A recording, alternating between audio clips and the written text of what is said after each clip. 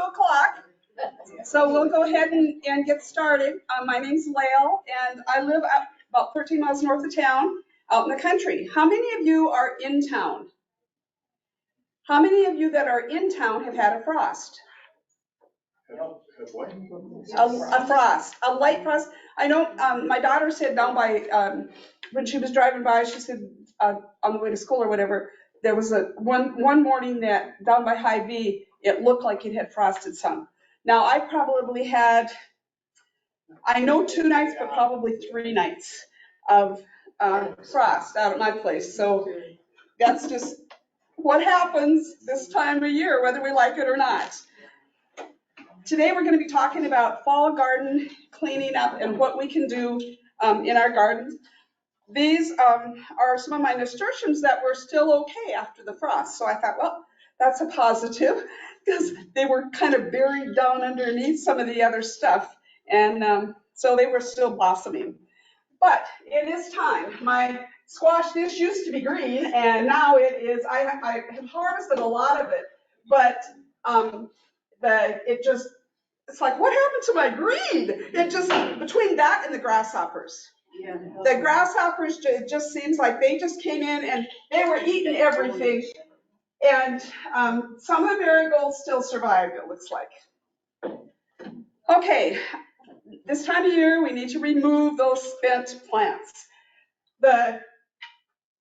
What are there, 2 little peppers left on my poor little pepper plant there that got frosted pretty good. My garden actually sits lower. This doesn't look too bad. And then of course the one mom that's up here closer to the house, that kind of got icky looking too. This past, 2-3 days it's been. As far as the, do you folks know what this is? What do you think it is, as far as the plant? The tomato plant? It looks like tomatoes, and it has fooled me. I have 2 or 3 of these out in my garden, and I'm like, oh, look, I've got more tomato. I'm sorry, but it's not tomatoes. It's a pepper. It is an eggplant. Oh, yeah, I planted those. And you can see that between the grasshoppers and everything, and now the frost. But when you look at it, it looks like tomatoes, doesn't it? And you come in the garden and it's a nice bright spot. It's like disappointing, Now, this particular kind of eggplant, this one is from Italy. And where did I write my note down? How many are you probably know how to pronounce this. I don't. It's a caponata is what they use it for. And that is an Italian dish. They put in an eggplant, onions, tomatoes, olives, capers, vinegar, and sugar. Sometimes they put in anchovies, basil, and pine nuts. But oftentimes, in the province of Potenza, you find this in olive oil pickled. And so I'm used to doing eggplant parmesan or in a stir fry. This tastes like a combination of a tomato, a pepper, and eggplant, if you can imagine that. And it's interesting, but I know my daughter and I, neither one of us really like it. We love these. These are from Taiwan, and it's Melanzana rosa de rotunda. And they're sweet and tender. And I just really like them because you can, and put them, drizzle with a little olive oil, and if you want to put some Parmesan or something on them, this is my go-to, so I will be growing that next year. I will not be growing these next year. They did so good. If you want a plant that really flourishes, these are really good, and I get most of my seeds from Baker Creek, and so that's just a positive. That's kind of an offside here today. Okay. If you have carrots or beets and you don't plan on overwintering them, it's probably a good time. The tops are going to get all wilted and that kind of stuff after the frost. And if you're not going to try and keep them for another month or 2 in the ground, you should probably dig them and don't wash them, but just brush the dirt off and put them in the crisper in the refrigerator, and that will help them to stay. Your kale and spinach are two things that you can actually leave in the garden because they can withstand some pretty cold temperatures. And later I'll talk to you a little bit about doing our little cold frame here, an easy one to do. One of the things with the kale and spinach, oftentimes in the spring, you'll get a surprise, and here they are, they're growing. You know, just like your dill does, how it comes back everywhere, and I love the dill. I don't care how much I have it over in my garden, I just let it go wherever it wants to. Brussels sprouts are one of the things that get sweeter after a frost, which that's a light frost, not a hard frost, of course. And now's a good time to cut your herbs down also, and either dry them or freeze them in some oil for use during the winter. This year, I did not have any mint, and I didn't have any parsley this year. I don't know, I just didn't get it done. And I really miss them this fall because I love to use them for cooking and stuff. I had a lot of basil, which is good. Okay. As far as overwintering insects, we want to try and keep a habitat for them. But I have a bunch of coneflowers on here, and some of my mums you can see kind of got icky, and the sedum is here. My marigolds, this is what it looks like after a frost. You know, they're just not bright and beautiful anymore, but they're still nice to have. I like to have them. But you can see some of the flies and some of the butterflies. Most of the pictures that are on here are from my garden. So here's the sedum and coneflowers, and I have another area where I have my the butterfly bush and the milkweed. But it's best if you can leave the native perennials for the birds and the insects. When you drive into my yard, you see a bunch of these coneflowers, and they look pretty dry. But you know what? The birds like them. And actually, I used to have till a few days ago, I had a little fence up around this area, and now I've taken that down, and my chickens are having a ball in there. They're finding all kinds of good stuff. So that's a good thing. Okay, some of the bees will bury either inside the hollow of some of your old plants, or sometimes they'll go way down and get into the grasses or the dirt. I had taken one of my feeders, or not feeders, but the little habitats, and I had set it up by the house so that I could show it a used one, right? And my sweetheart's up in North Dakota, and I called and I said, I'm looking all over for my little bee house. He said, well, what does it look like? He said, oh, I threw that away. He said, it looked terrible. He said, go buy a new one. I said, okay, I will.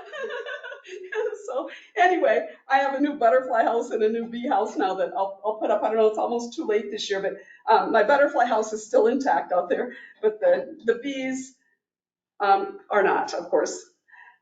I told him, I said, do you know how many critters you kill by throwing that away? But anyway, that's okay. One of the things that you can do, and I didn't bring my other deal with me, but if you have plants that have like the hollow hole through them, you can take those and make your own little bee house. One of the things I read too was that you're supposed to clean these. I don't think I've ever taken it apart and cleaned it. I'm bad that way. Birdhouse is the same way. I've got quite a few birdhouses and I don't get those cleaned out. Yes. You can also take a grocery sack and make your own tubes. Yes, or newspaper would work, anything like that would be, or, the other thing, corrugated cardboard. If you have some of that cardboard that has like the holes in it or whatever, you can do it that way too. So but if you have a sweetheart that throws your things away, you just get a new one. But if you make your own tubes, you have to pack them in there really, really tight. Because I did that, and on a really windy day, Blows. it pulled those paper tubes right out of my container. Yeah. I didn't have them jammed in tight enough. So work hard on getting them smushed in. I don't know if it would work to, like if you're doing natural plants, if you soaked them a little bit so that they were damp, before you put them in there. I don't know. Okay, and in the spring, you want to wait as long as possible before you start cleaning up some of the areas where some of these insects are overwintering. Once you start in the spring, start where you have to mow your grass more than once, like you're going to start mowing your grass regularly, that's probably a good time to clean up some of that garden stuff that you didn't do in the fall. One of the deals I read said that if you wait till the plum blossoms are finished, then the overwintering bees should have come out by then. Or another place it said wait until the apple blossoms are there, because then your bumblebees and mining bees will come out. One of the things, we all want to get our lawn, I've got a lot of old trees, and you want to get all the leaves picked up if you can. But what we've ended up doing a lot of times is mowing over, just taking the lawnmower and mowing over the leaves a couple times just to break them up. They're a very good nutrition source for the garden or for your lawn, so that you have a place for the insects. Of course, out in the country, we've got a lot of places because there's ditches and fields and everything. But they recommend leaving a pile of leaves here and there so that you can have your insects have a home for the winter. Okay. One of the things with the seed heads on some of your perennial plants, the insects and stuff and the birds like to come and use those as food. One of the things that's pretty in the fall, the color a lot is gone, but like if you have some switchgrass or some little blue stem, they're pretty, they wave, so pretty in the wind. And I like to have those, if possible, around. Now, if you have diseased plants, you want to make sure that you get rid of them, bag them, don't put them in your compost. These are some photos of Christine Lang with the powdery mildew. And then, like it shows here, this tomato plant does need to be removed. The spores and the viruses can actually overwinter if you leave these plants around, and your garden stuff is going to get infected much sooner than it would have if you hadn't, if you take those away, they won't get infected as quickly. So if your plants have been diagnosed with a soil-borne disease, you might need to switch to a different area for your garden, or grow some sweet corn, onions, garlic, or grasses for a few years, actually. Have you got some of these, you folks are really good readers. I'm not. Marla says she loves to read. But if I find a book that I really like, this is my new book that I'm just really reading a lot, and it's, I guess, for nerds or whatever, but I'm really enjoying it. It talks about the funguses and the bacteria, and like bacteria like to have a pH above 7, and most of your annuals prefer your bacteria or a highly bacterial soil. Whereas your perennials, your trees, your shrubs, they prefer a fungally dominated soil, and the fungi like they do lower the pH below 7, which makes it more acidic. So it's interesting, we oftentimes mix our perennials and our annuals. So I'm reading more now to find out what are we supposed to do about this bacteria and fungi to see what is good for our plants. So this is, like I said, I started looking at this and I'm like, oh, this is really interesting stuff. I'm not a good reader. It has to be very interesting for me to read. One of the books I have read quite a bit, this is by Joe Lampel, and this is one that I like. He has some really good information, and I've read a book because it's got yellow highlighters everywhere. When we were down at the Master Gardener in Missouri this year, one of the speakers talked on weed-free gardening. I haven't read the whole book, but I've kind of just skimmed through this one. There's so much knowledge out there. And when I started doing some research to do this fall garden cleanup, I was amazed. I went online, and if you go to the SCSU Extension website, they have so much information. It's just almost overwhelming, but it is just, anybody I think can go on that website and look. I brought just a couple of the articles that I didn't include much of.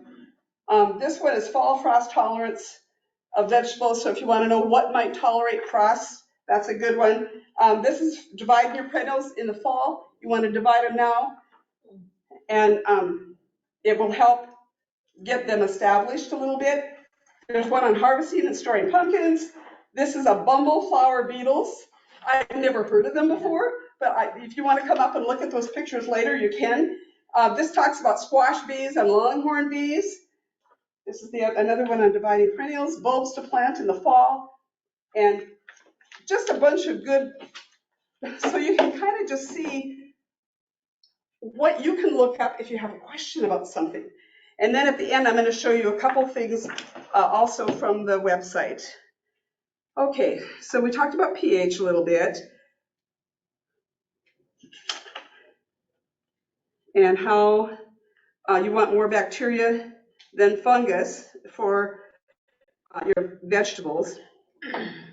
Carrots, lettuce, broccoli, and cole crops prefer a FB ratio of 0.3 to 1 up to 0.8 to 1, whereas tomatoes, corn, and wheat prefer the ratio of 0.8 to 1 to 1.1. And so one of the things too, while we're looking at some of the pictures as far as the mildew and that kind of thing, never, ever save seed from a diseased plant. Just don't do it. It can spread on so much. It's just not healthy. One of the things that in reading more on this Teaming with Microbes book, it talked about the nodules that are on a lot of your beans and your peas and that kind of thing. Where these nodules are at, you can see here and there, you can see these little nodules that they help. They're called nitrogen fixers. So all of our plants need nitrogen. That's what gives them their energy to get going. And so you want to make sure that your roots, periodically, every other year, something like that, you do nitrogen fixing to improve your soil fertility. Okay, one of the things to make a note of where your tomatoes or peppers that were infected with the soil-borne fungi, Fusarium or Verticulum, were planted, and avoid planting anything in the nightshade family in that location for 6 to 10 years. And it's like, wow, how many of us can do that? It's just almost impossible to do that. One of the things that would help, I guess, if you did like what I did with my pepper, some of my peppers and potatoes, I put them in grow bags, and then you'd have fresh soil. Then like the one slide showed us, we could plant the corn and what else is it? Onions and garlic. Yeah, which are great. And I have onions and garlic in various places in my garden because they are good to eat, but they're also good for the soil, which is good. Okay. The Fusarium wilt, the entire plant will turn yellow. This probably isn't the best picture, but the whole plant, the leaves, the stems, everything turns yellow on that. It can have leaf spots, fruit rot, wilt, and unusual plant growth or color can all be symptoms of a plant disease. Okay, the next thing we're going to talk about is our compost. This is one of the nice setups. I have something similar to this, except I don't have the backdrop like that. I have pallets on all three sides, and then I have 3 separate areas for my pallets. So, and I'm not using it like I should. Years ago, it's been about 2 years ago, I found out my sweetheart had been cleaning the dog pen and putting it in my compost. And I'm just like, they told me it's okay. It's been long enough now, it should be okay.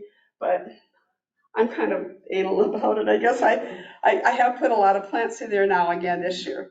But I don't know, it just gave me the willies. I didn't want it. But then you hear about some of the places where they grow. We had neighbors up in North Dakota. Their flowers and their flowering trees were just huge. And come to find out, that's where their sewer line went out. Oh.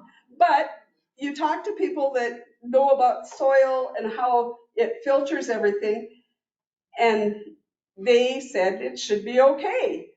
When in a lot of the foreign countries, they use human feces to fertilize the gardens, the rice and that kind of stuff. So I'm still not ready for that, I guess. One of the things that is really good if you can do is take your chicken manure or your horse manure or cow manure, let it age. One of the articles from SDSU said a year, but the most current, the 2023 article, said 6 months. It said you should age at 6 months. And sorry, I thought I shut everything off, but it came up in my ear thing. So you guys can't hear it, but somebody was trying to call me. Okay. Okay, as far as the manure now, cow manure and horse manure, you can put those on about 1 inch thick, and you can do that every year. The chicken manure, they say it's so hot that it can burn the roots of your plants. So you only want to put about 1/2 inch of the chicken manure on. And again, make sure it's at least 6 months old. This year where I did my squash, I've never had a garden before. They used to have it wasn't really a feedlot, but it was they would keep 1 or 2 steers in there for butcher. And so what I did this year was I took my Old Faithful Troy-Bilt, that's like 40 some years old, and I broke down about that far is all, just to crack the surface. But I had spread chicken manure on that. It was at least 6 months before I did it. But what I did then, I wish I had pictures and I don't have it. I'm sorry about that.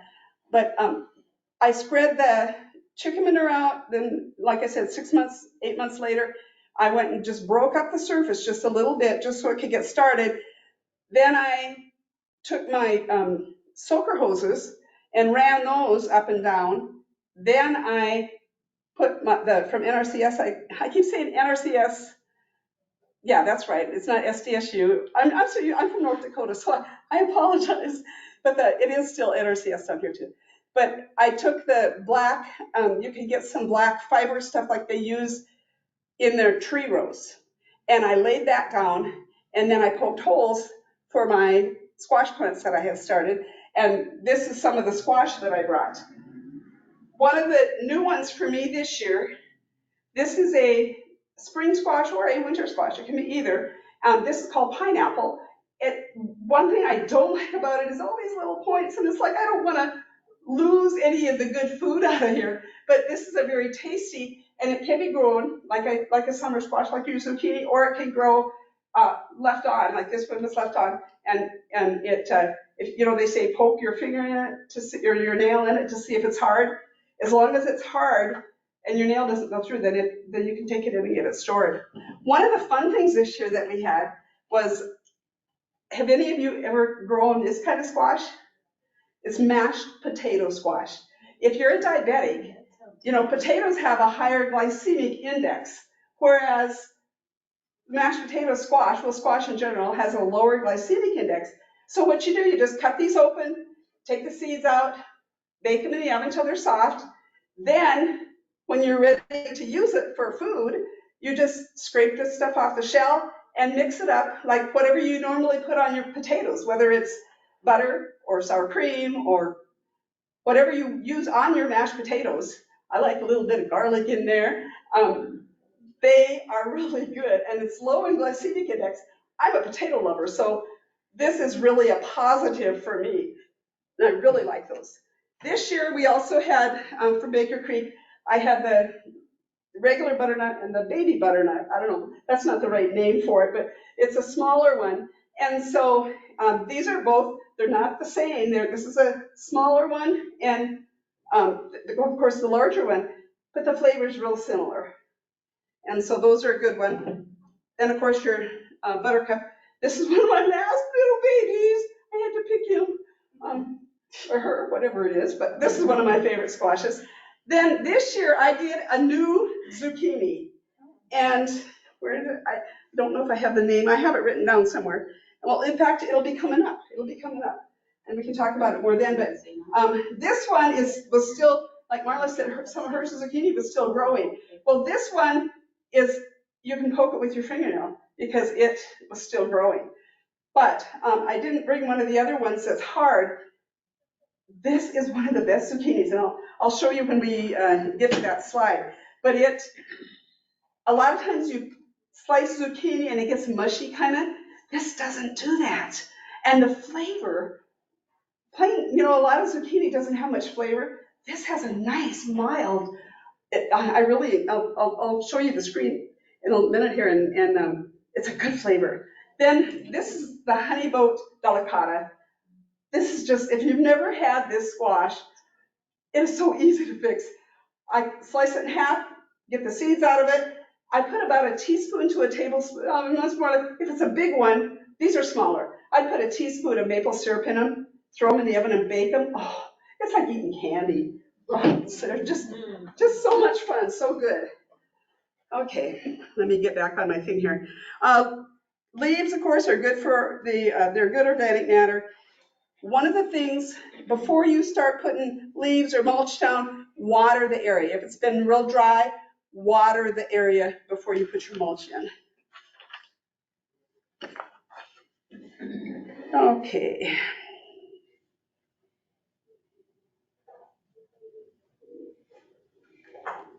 Okay, question.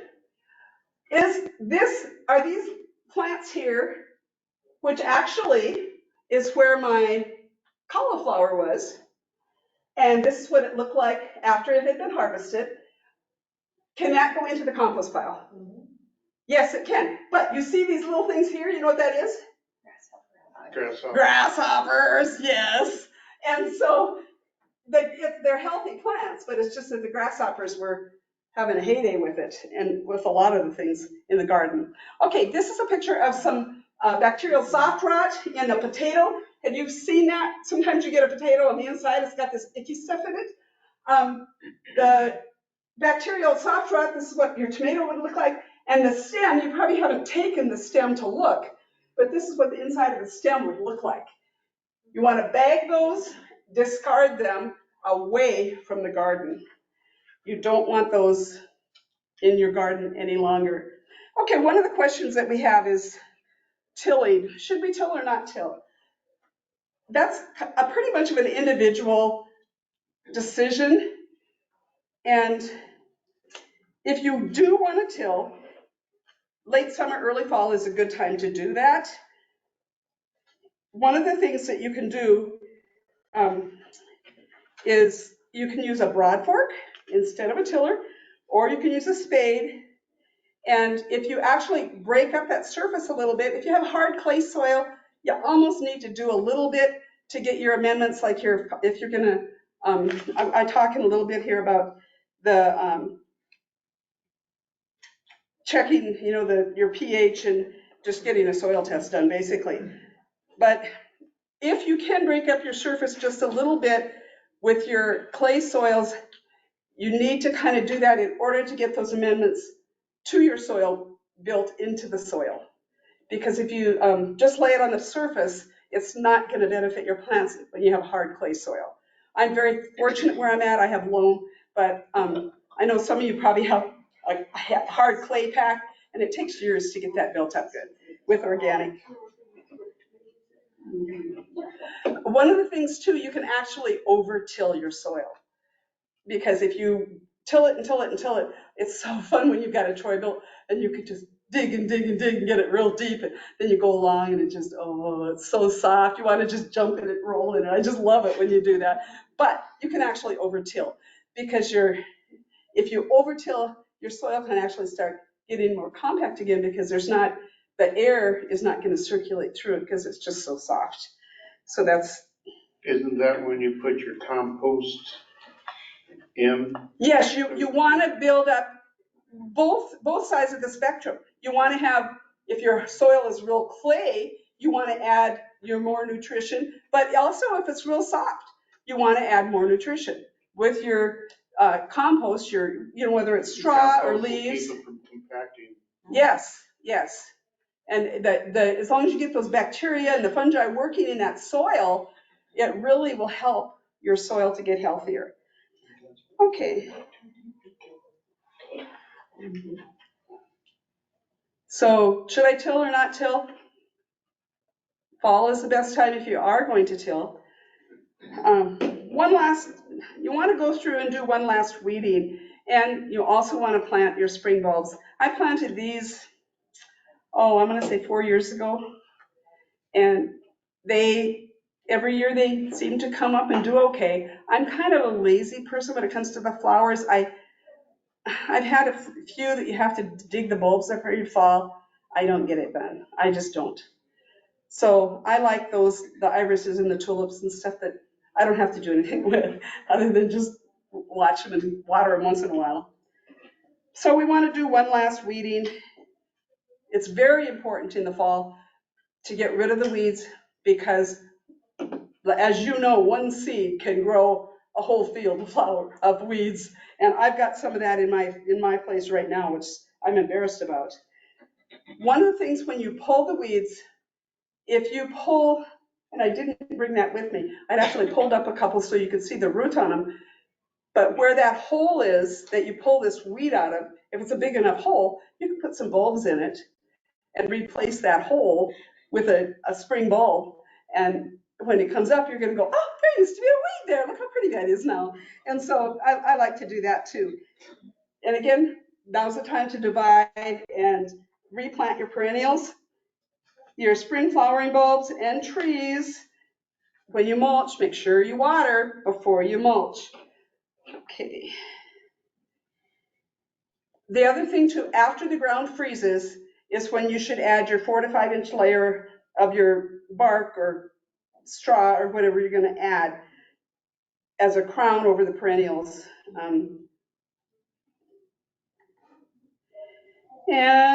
Okay. It says, don't let your weeds remain in your garden beds if your soil is dry. Soak it a few hours ahead and then go pull the weeds up. But we know after a rain is the best time to pull weeds. I mean, it just is. Okay, now this is talking about planting out new garden beds. Fall is a really ideal time for that. This is some of the SDSU sites some of the techniques that they have used. The occultation, that is going to kill your weeds, the cover crops, warms the soil, and it traps your moisture. Now, what they have here is just the black plastic, and you can see where they've covered that up, that area that is going to be a new bed. And then after they've left it on, and I don't recall, the article said, but I don't recall, I think it was about a month they left this on, then they pulled it off, it looks like this. And so you can see that it does kill the weeds. I have done both with the black plastic and the clear plastic, which you'll see here in just a second. After you get the plastic off, there still might be a few perennials that survive. And they say you can either use flame weeding or tillage before you plant if you choose to, with some of those perennials that were hard to kill. Okay, the solarization is where you have clear plastic, and then it shows afterwards what that looked like. And the solarization, it's kind of like a greenhouse microclimate because it really heats up under there. And what it does, it causes those seeds to germinate quickly and it kind of burns up their energy is basically what it does. So it depletes the seed bank before the growing season starts. One of the things that, and I've done both. I've done the black plastic and I've done this in my garden that I have right now, just to, like if I wanted to get rid of one of the areas that I did the clear on was where there was quite a few weed seeds. And so I put that on, and I think I put it on, I think I left that on for 2 months. And it's amazing what that does. So if you're in town, you can still do this. Or if you have an area where you have your cover crops, a lot of times for the cover crops, you'll just either mow them down or take a weed whacker and knock them down. But then you can, it's a way to get rid of some of that cover crop before it spreads and gets the seed where it's where you don't want it. I don't know, do you guys get this little thing from McCrory Gardens? Where's the front? I don't know if I can find the front of it.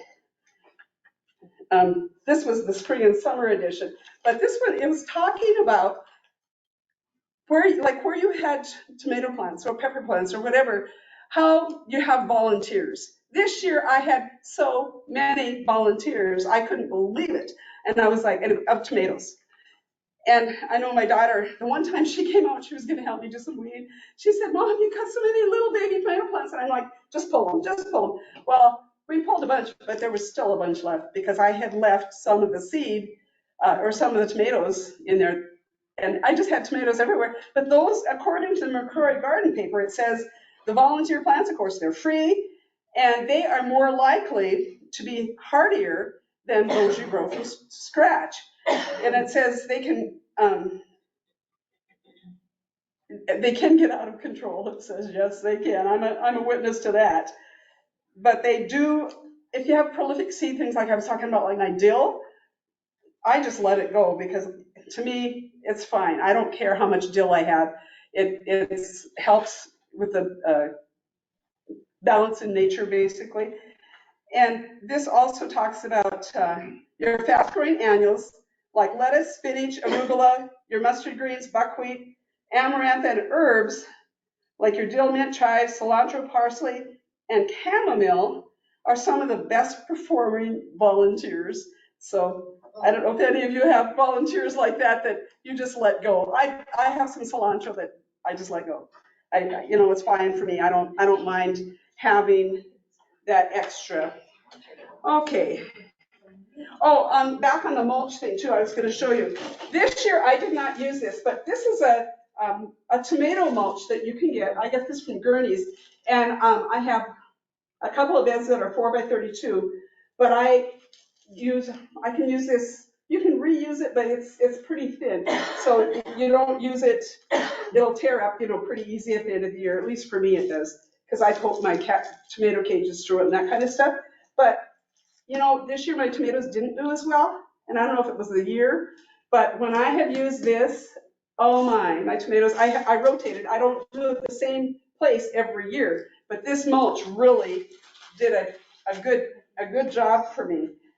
The other thing that you can use, you can do some of the clear plastic, and this is the thickness of the plastic that I used for when I did the covered up for the solarization.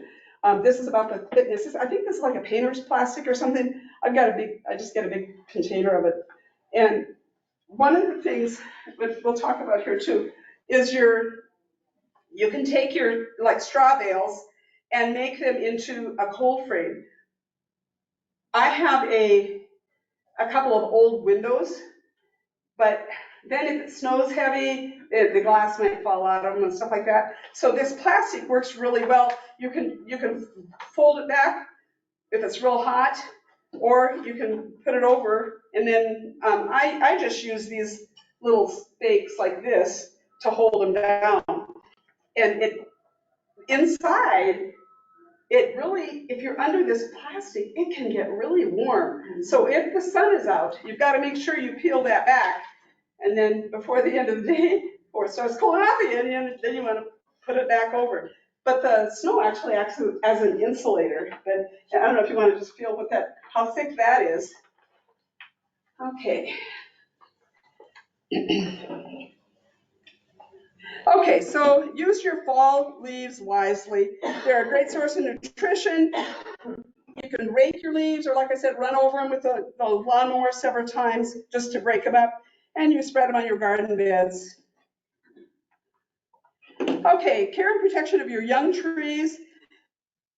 You want to mow around one last time, and then you can install rodent guards. I didn't know what this stuff was till I moved down to South Dakota, but this is a hardware cloth. Do you guys use hardware cloth? When I did this year I did not, but the previous years I did straw bales, and I grew stuff in my straw bales, and I put this down underneath them because otherwise the rodents come up underneath the straw bales really bad. But this is just a nice, it's sturdy. You gotta be careful so you don't cut yourself because wear leather gloves. But for your young trees, this really isn't probably tall enough, but you can just take this and put it around your trees, and then you can put leaves around. And the other thing for your young trees, you can use this plastic, and this comes in various sizes. I've got some that's bigger and then this small, but that way your rabbits and stuff can't eat your trees. I had a lot of rabbit damage this year, especially in my raspberries. But even some of the trees around the garden, those little critters were bad this year. But everything's green now again. This is one of the little maple trees we've got coming up in the yard, and so I keep that around that. So it just, but you don't want the rodents to get in there and eat stuff up too much. Okay, you want to put like I said, 4 to 6 inches of mulch, your straw, your bark, etc. Now on your trees, you don't want to have the mulch right up against it, because that can actually cause some rotting if it gets real damp. So you don't want to put it right against it. Keep it about 2 inches away. Okay, so you want to feed and protect your garden soil. This is a picture of the straw that they put between their rows. It's best if you can keep your soil covered at all times. So whether you're doing cover crops or what you're going to be doing, you want to make sure that your soil is covered as much as possible. And if you add your amendments in the fall, they can get broken down over the winter. You can do the compost, rotted manure, or organic matter, and the microorganisms will work throughout the winter. Then in the spring, you can just plant directly into that soil.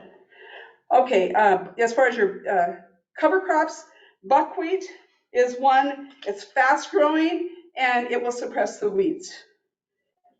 Your hairy vetch, this is a good nitrogen fixer so that your soil will have more nitrogen, so your plants are going to do better if you can do that. And then your winter rye, it's fast growing, it's a weed suppressor and a nitrogen fixer. It's best though if you have a combination of your grasses and legumes, and ideally plant 4 weeks before the first frost date.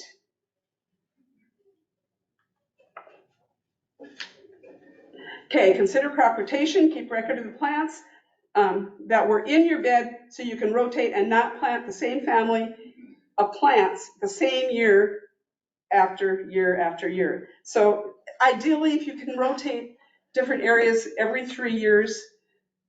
Now this year is the first year I've done, we've gone to some of the seminars and they say mix your stuff up, put your, don't put all your tomatoes in the same place and don't put all your, peppers in the same place. And so this year I kind of scattered stuff. I overplanted. I planted too thickly, and so some of my stuff didn't do as well this year because I got it too close together and I didn't judge correctly as far as spacing. So be aware of the spacing on stuff too. They say you don't have to rotate your ground as much if you interplant your plants. So you have your tomatoes with 2, 3 other things. I always have done basil and tomatoes together, but if you're gonna plant other things, like, those of us that are older, we're so used to planting everything in a nice, neat row. And with this plastic mulch and tomatoes, oh, that looks so nice, and they do so well. And the weeds are suppressed, but you don't want to do that all the time. You need to rotate and not have this kind of a mulch every year. You want to keep rotating that. Okay. One of the things, if you keep growing, I know up in North Dakota, it always bothered me because they do wheat after wheat after wheat after wheat. Down here, they rotate beans and corn, which is good because you got a nitrogen fixer. But up there, we don't have enough moisture to grow corn every year. And so a lot of times they just wheat. And it's like some of the guys now are starting where they will do some lentils and other things in between. But to me, it's just not healthy for the plants. Okay. Yeah, it depletes, like if you have tomatoes in the same place every year, it's going to deplete the nutrients that tomatoes use, and it's not replacing those nutrients at all. Also, by rotating, you're going to discourage your pests and diseases. Okay, you can't see it really well, but up here on the left, you can see as it goes over the arbor there, we want to look at what we liked and what we didn't like each year. Well, the lychees that are up there, you can barely see them, and I had a better picture of them, but I couldn't get it on my slides. But anyway, they're prickly. I didn't want the flavor, and that's something I'm not going to grow again. Am I going to remember that? I'll remember the lychees, but I'm probably not going to remember, oh, did I like that tomato or I didn't like it? Keep a record. Maybe you have a better memory than I do, but every year my memory gets worse. So I need to make sure that I write things down. So just a record keeping is kind of important. Save the seeds. Like if I have some of the squash that I really like, I save the seed and then I'll just plant. I put it in a little envelope and I'll put a little silicone packet in there so it'll stay drier and put the year on it. I have some charts at home. I don't have them here, but I have some charts at home that actually show how long seed is good for, if it's kept dry, if it's kept in a dark place, that kind of thing. But usually what I'll do is just in the spring, I'll plant in my trays and I'll hope it grows. And I use a heat mat on everything just about that I start. And I've had such good luck with everything. And like the nasturtiums, the first picture that I showed, my nasturtiums are really beautiful. And it's just so easy to do it. Well, it's time consuming, when you start seeds from scratch, but it's still good. The plant, save the seeds from the ones that really perform well. And remember things like this lychee. I'm not going to grow that again. Okay, so here's the squash I was showing you. Here, the pineapple, the Waltham butternut, the honeybutt delicata, blue Hubbard. Are you familiar with the trap crop? Mm-hmm. And what you can do, like what I did, this blue Hubbard, my Hubbard squash were like this, just huge. But I put them on the west end and the east end of my squash patch. And I'm like, okay, let's see if it works. And it did. That's where the squash bugs went. To start with, were on both ends. So I really recommend, I cooked one up. It doesn't have as much flavor as your butternut or your delicata, and they're so big. What are you going to do with all that squash? So anyway, I sent like 4 of them up to my sister. Well, I sent a whole bunch. I probably sent over 300 pounds of squash up to her because they love squash. And so she'll take care of it, But anyway, I gave her a big variety that I sent up there. Okay, let's see here. Oh, this is the squash, this zucchini that I was telling you about that I like so much. This is the one that tastes good, and when you cook it, it stays firm. It's really a good squash for if you liked. It's better than zucchini. I don't really care for zucchini much. I love this. I love this one. Tell them where the seeds are. Oh, yeah, the seeds, now this one isn't a good example, this is still growing. But the seeds on these, they've got a bulb. This one doesn't show very well, and it's kind of wobbly because it's not right. But the seeds in these are right here, just in the bulb. And so you've got that whole thing that you can slice, do a Parmesan, put in your stir fries. The whole thing is just, they're just an excellent, excellent squash. Like I said, I've never been a big zucchini. I always grow at least one plant. But these I definitely will do more of. I have a question. Mhm. I was a little confused. What were you saying about telling the difference for if they're ready for storage? Oh, okay. Now on the, oh, this is soft. I didn't realize this one got froze, a poor baby. But this one was not ready to pick. It's got, poke your finger into it. This one is hard. So pass these around, you can kind of compare. This one has a soft spot because it got frozen, poor baby. But anyway, this one you can poke your finger into, this one you cannot, your nail.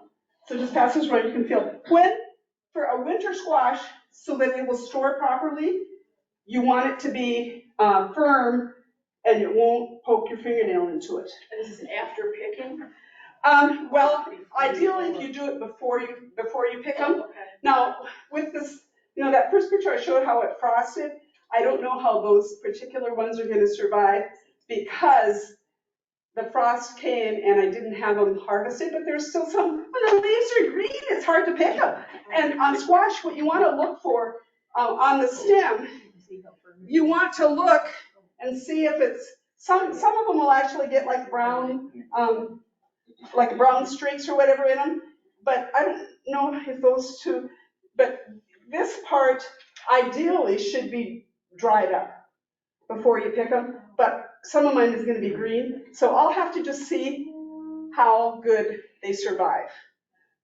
Because when the frost came like it did, they might not be ready, but just stick your fingernail into them and you can tell if they're gonna be ready to harvest. Okay, this is a good time of year to plant your garlic. October, November is ideal. You want to make sure that if you plant it too early, it'll grow and then it might die off because the little stems come up and it might die off. So you want to, and then if you plant it too late, the ground is frozen and you can't get it in. So it's like you got to play a balancing act, but October and November are the best time to plant your garlic. And asparagus, you want to just cut those heads off. You want to cut the stems off, but if you wait until the stems actually turn brown and then trim it, it will do better. Thank you. And water and weed it, it'll be better for next year. Okay, now we want to go to one of the things that I did this year. So you got stepladder. The stepladder is that tall. That's how I can't touch the top. But I have my melons and some tomatoes growing in and around and all over around that. It was just kind of fun, a fun thing to do. Well, this is the time of year you want to get rid of your tomato cages and your any supports that you have extra out there in your garden.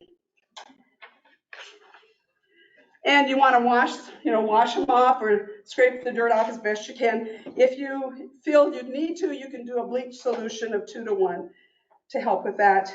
Empty your flower pots, rinse them out, let them dry. One of the things that I've done in the years past, you've probably done the same thing, I've stacked them and then you can't get them apart. So they recommend just letting them dry out in the sunshine if you can, then turn them upside down, but don't stack them, in each other, because then you fight with yourself to get them off. Okay. Want to clean your garden tools. One of the things that you can do is just use a wire brush and scrape some of the rust off. This is rusty because I left it outside when I shouldn't have, but you want to just do that and put some, brush it up with a wire brush, and then take your, like linseed oil. Some places said just use a vegetable oil, but linseed oil is probably the best to get that so that you can get them cleaned up.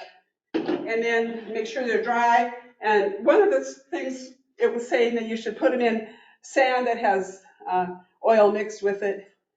I wouldn't do that, but you can if you want to do that. If you have something with batteries in it, take your batteries out and put them in a storage area where it's at least 50 degrees so that the batteries don't corrode. I have 3 different areas that I have those automatic timer things on so that those all have batteries. So I have to I haven't done that yet, but I've got to take those off the stand and take the batteries out of them, and then I keep those in my garage because it's a heated garage. Okay, you want to drain and store your hoses, which I haven't done yet, but it hasn't frozen really hard yet, so I think I'm still okay. We got one going out to a water tank, and I've got hoses scattered throughout the area, so I've got to take care of those and drain those. And I've always hung my hoses, and in reading some of this stuff from SDSU, it says you should lay them, coil them and lay them flat. And I can see that because sometimes the hoses get, how they get crimped or whatever. So we want to try and do that. We talked a little bit about the cold frame. I had a good picture, but I didn't get it in here. Crops that are best started indoors and then transplanted into their winter home would be broccoli, cauliflower, Chinese cabbage, leaf lettuce, your Brussels sprouts, and cabbage. And make sure, like I said when I talked about the glass, you got to have whatever you have for an area over your cold frame, make sure that it's strong enough for a heavy wet snow. And this plastic, like I passed around, that's a really good plastic. And then if you use the stakes, like I use, this is the heavier duty stakes, but for the plastic, just these little fabric stakes they work very, very well. Okay.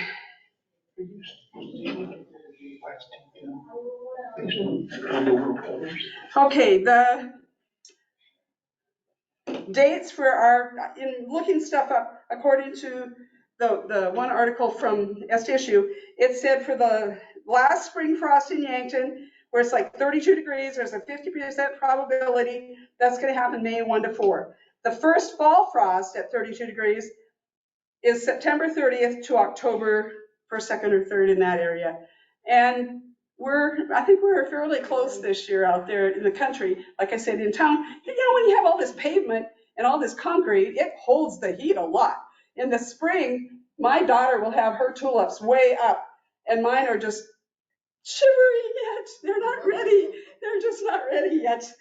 Okay, and what other thing did I want to get? I think that's pretty much it. Be careful what you do in your garden. The potatoes have eyes, the corn has ears, and the beans stalk. Any questions? That was one of my grandma's favorite things. Yes. When I was a little kid. I have a lot of flowers and Stuff they do. do you take them and shred them and put them on the garden? Is that? If they're healthy, you can put them, either in a compost, or it depends on if they've gone to seed and you don't mind having marigolds everywhere or zinnias everywhere. That's my question. I was afraid I would have flowers everywhere. You might. Yeah. And so in that case, you probably would want to not do that. You can, the plant themselves, but if you dead head them or take the heads off, there's no reason you couldn't use the plants in a compost or as an additional nutrition for your soil. But those seeds will do that. Can I make one comment about the bee barn? Yes. Okay, they're called mason bees, Mm-hmm. and a lot of people don't know. I'm out west on the community garden, and I've talked about getting a beehive put out there. Well, their concern was honeybee sting. The mason bees generally do not, and they're a better pollinator Mhm. than a honeybee. And There's they're native. I think they're native too. And The honeybees are not. Honeybees are not native. And they're the first bees that come out, or the mason bees. I have another sheet at home that I didn't bring, but this is this is about the squash bees and longhorn bees, and then this is the bumbleflower beetles. I think those are the main bee ones I brought in, but there's like I said, the website is excellent. Now, the other thing too, I didn't put my resources up. Most of the resources, like I said, are from the expedition from South Dakota State, but some of the fun things that I got so I could prepare for the talk. This one is Backyard Homestead Seasonal Planner, and this is kind of a fun one because it doesn't just go about the garden, it talks about the lawn, it talks about the barn, it talks about the chicken coop, all kinds of fun stuff and what to do each season of the year. And so I went through on all the fall stuff. Like I said, my yellow highlighter got crazy, but it was just kind of fun to see what they recommended. Oh, if I have my cows back again, what would I do in the fall for my cows? So I enjoyed that. The weed-free gardening was another one. Like I said, I got this down in Missouri. We had a talk, a gal that talked. I went to two of her talks, actually. This was an interesting, I don't necessarily agree with everything with her, but it was very good. This is another one I got, this is called the Year-Round Vegetable Gardener. It has encouraged me to want to grow some stuff in a cold frame over the winter. So if I have time, I'm gonna break down some of my straw bales that I still have scattered here and there, and I'm gonna make myself a cold frame this year. That's my goal, if I can get it done. But we'll try that. And we talked about this one. And then this other one that I got is a month-by-month gardening guide. Of course, you have to consider where, because our part of the country is different than other parts of the country, as you know. It's been funny because my sweater's been up in North Dakota now for a week or so, and we compare temperatures every morning. And I'll say, well, I had frost last night. Well, I don't have any frost. And I said, well, how come I've got frost on my grass and it's 1 degree colder up there? And he said, because you have humidity, which you don't have up in Northwest North Dakota. So, but it's just kind of fun to, he went and got himself a winter hat because he didn't have one up there. But it's just kind of fun. But I love to look at books. And like I said, I am going to really study on these microbes. To me, this is just, some of these books, yeah, I read them, like this weed one. I've paged through it. This is a book I'm actually going to sit down and read. So that's just kind of fun. But I encourage you to try new things, write down what worked, what didn't work. And if you like mashed potatoes and want to lower your glycemic index, this is it.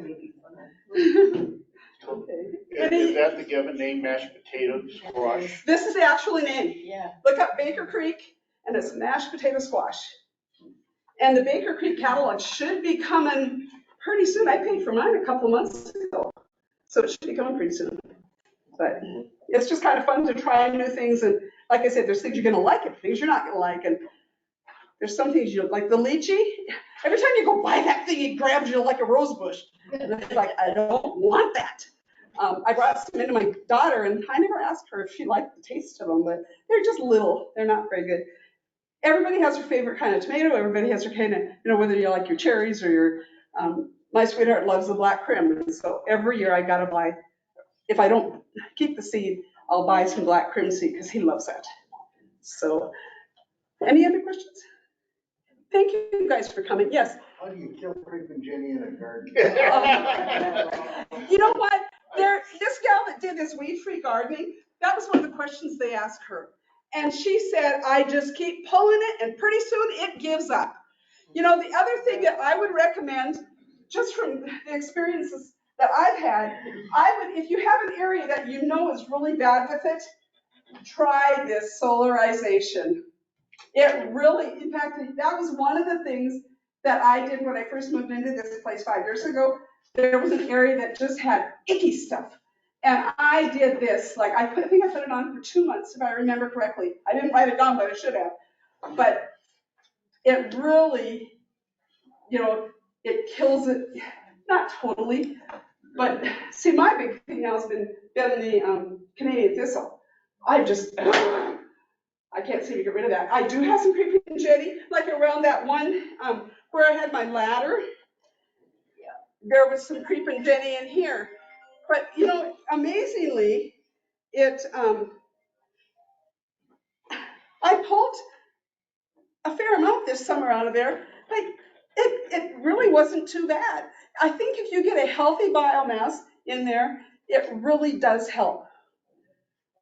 And if, that's one of the things that produces the flowers that can really spread. And it's like it'll crawl underneath something this deep, I think, to get out. But I would definitely, if you have an area that you know is really bad, I would try the solarization. Just an idea. But it does, I know, you just fight that stuff and fight that stuff. In fact, where my coneflowers are at, I have some irises in there. And part of that area was icky, but I mulched it good. And that helped. The other thing I've done, if I know I've got a really bad problem, I'll take cardboard or newspaper layers and I'll put them in that area. Like I would probably, like along the edge of this little bed, I would put cardboard along here and then cover it with mulch. Or even if you wanted to use some of the plastic, put that down first, then cover it with mulch. And it's amazing how that will handle some of those disease problems. I have tried the newspaper with compost on top. I've tried weed barrier and I've tried black plastic.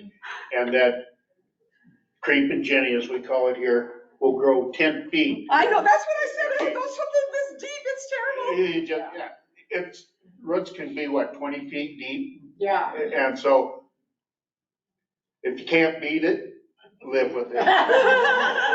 Too bad, They're gonna say join it. too bad that's not one we can eat. I know. Like the persilade. Yeah, you can eat some weeds. Yeah, and the lamb's quarter. And actually, that's what when I was growing up, we didn't have spinach and that kind of stuff. We had lamb's quarters. So we were happy with that. Okay. Well, thank you very much for coming.